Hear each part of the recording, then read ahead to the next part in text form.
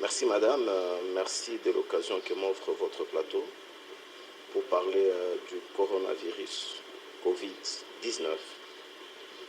Avant toute chose, j'aimerais d'abord exprimer toute ma compassion à toutes les familles touchées et éprouvées par cette pandémie. Pour revenir à votre question, je dirais tout de suite qu'aujourd'hui, ce n'est plus un secret. La RDC, notre pays, est effectivement frappé par la pandémie du Covid-19.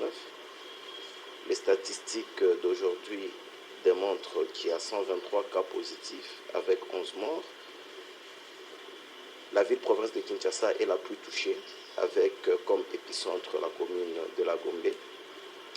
Mais en dehors de la ville-province de Kinshasa, sur les 26 provinces que compte la RDC, 3 provinces en dehors de la ville de Kinshasa, je disais, donc, sont concernées à ce jour. Il s'agit de la province d'Elituri, de la province du Nord Kivu et celle du Sud Kivu. Ces 3 provinces ont rapporté des cas et ces cas-là se sont avérés biologiquement positifs au Covid-19. En dehors de ces 3 provinces, il y a d'autres provinces en RDC qui ont lancé des alertes, mais ces alertes-là ne sont pas avérées à ce jour. Maintenant, pour revenir à votre question, qu'est-ce qu'il faut dire à la population? Quel comportement adopter? C'est que le premier message et le message le plus important, c'est de dire à la population qu'il existe réellement le Covid-19 en RDC. Donc la population doit croire, doit accepter cette réalité et doit l'affronter en face. Et la population, donc, pour affronter cette dure et triste réalité, n'a pas d'autre choix que d'appliquer les mesures de prévention et de traitement édictées par le président de la République, chef de l'État, avec son gouvernement, ainsi que les professionnels de la santé.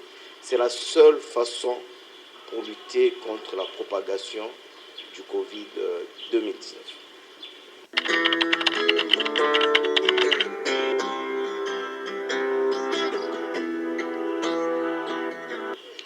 Voilà, je suis médecin, j'ai fait de l'épidémiologie, je suis aussi gynécologue obstétricien. Donc, avant que je n'arrive au traitement, proprement dit, tout à l'heure j'ai parlé des mesures de prévention. J'aimerais un peu insister là-dessus. Après, je vais revenir au traitement. Il y a 5 grandes mesures que la population doit appliquer. Et si tout le monde, moi, vous et les autres, nous arrivions chacun, en ce qui le concerne, à observer de manière scrupuleuse ces 5 mesures, je crois que notre pays sera épargné malgré les 123 cas notifiés à ce jour. Quelle est la première mesure? La première mesure qu'il faut observer, c'est se laver régulièrement les mains avec de l'eau courante, avec du savon. À défaut de les laver régulièrement, il faut les désinfecter assez souvent avec la solution hydroalcoolique. Première mesure, on se lave régulièrement les mains avec de l'eau courante, avec du savon, à défaut de les désinfecter régulièrement avec une solution hydroalcoolique. La deuxième mesure, vous savez, nous avons pris l'habitude, c'est une habitude malheureusement mauvaise, quand on doit tousser, généralement nous portons nos mains sur la bouche. Il est conseillé, pour protéger le prochain, les voisins, la personne qui est en face de soi ou à côté de soi, lorsqu'on doit tousser, on tousse si on n'a pas de masque, même si on a le masque, mais on tousse sous la coude de la main. C'est très important de tousser quand on touche au niveau du coude, on bloque les gouttelettes de salive. Parce qu'aujourd'hui, la voie de transmission du Covid-19 reste les gouttelettes de salive et de la morve. À partir du moment où on sait le retenir à un endroit et qu'on ne sait pas le propager, on limite la propagation de la maladie. La troisième mesure, c'est le port de masque. Le port obligatoire de masque. Cette mesure, avec une autre que je vais citer tout à l'heure, ce sont les deux mesures qui ont permis à vaincre le Covid-19 en Chine. Quand je porte le masque, je me protège, je protège le prochain. Surtout lorsqu'on présente les signes de maladie, le port de masque est obligatoire.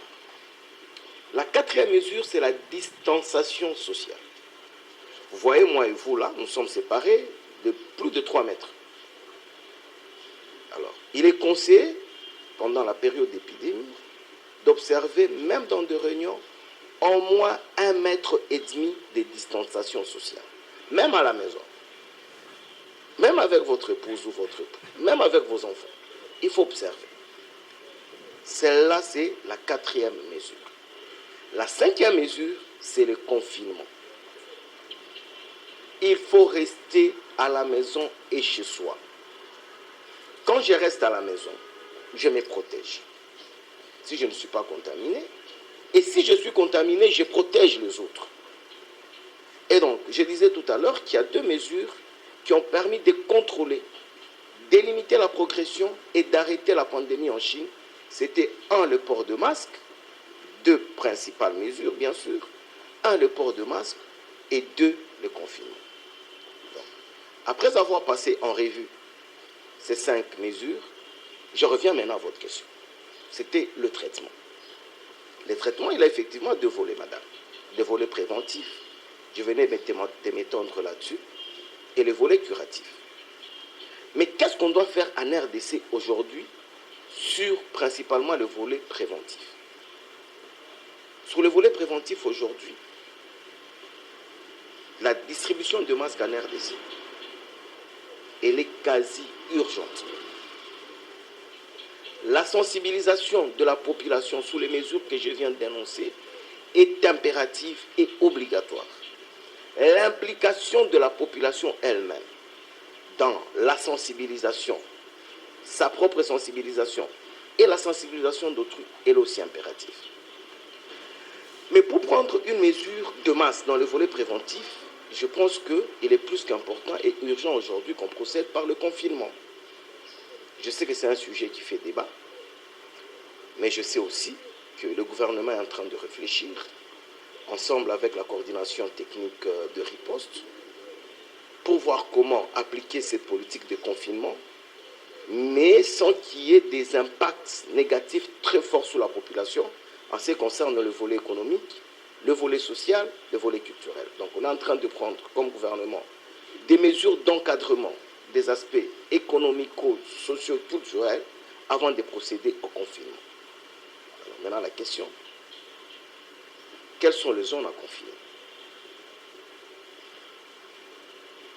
Je le disais au début de cette émission que Kinshasa est la zone principalement touchée. C'est le foyer. Le foyer du Covid-19 en RDC aujourd'hui, c'est Kinshasa.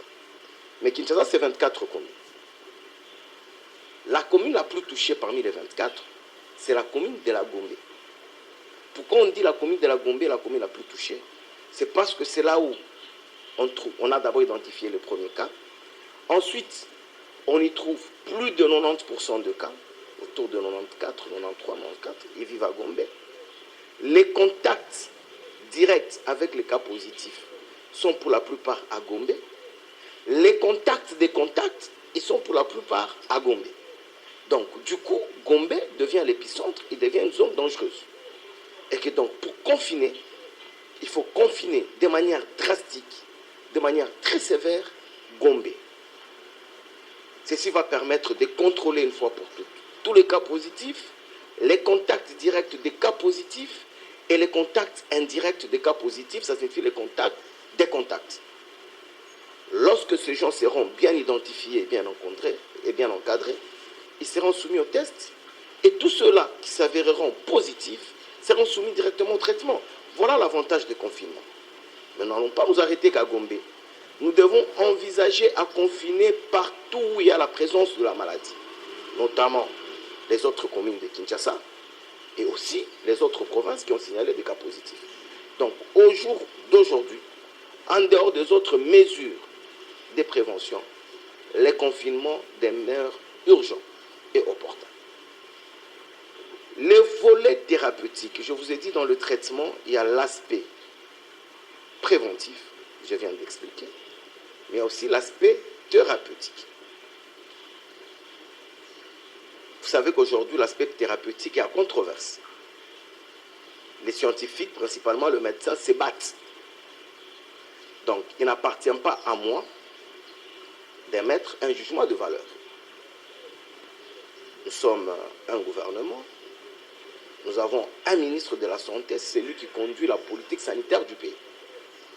Mais ce qu'il faut savoir, c'est qu'au sein de la coordination technique de riposte, que dirige demain de maître le professeur Mouyembe, qui est mon maître que je salue, au sein de cette coordination, il existe une commission qu'on appelle commission de prise en charge, qui est dirigée par un autre de mes maîtres, le doyen de la faculté de médecine de l'université de Kinshasa. Alors, cette coordination de prise en charge a défini un protocole thérapeutique et ce protocole est utilisé aujourd'hui en RDC. Et 80% de malades qui ont été soumis à ces protocoles, ils ont manifesté des signes de guérison. Presque tous sont guéris. Alors, pour arriver à confirmer, je suis scientifique à la base, pour arriver à confirmer un traitement, il faut des études scientifiques. Il faut mener des travaux scientifiques, des études de cohorte.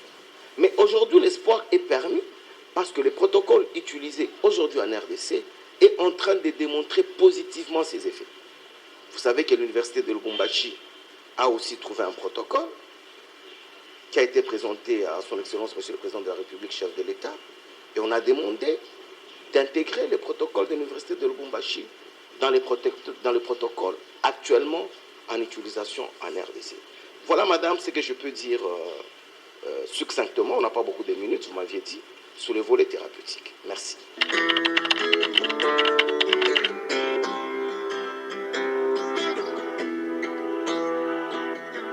Madame, en dehors de toutes les autres importantes choses qui sont faites à ce jour et que je venais d'énumérer, il existe, en sus de celle-là, il existe une chose importante qu'il faudra faire.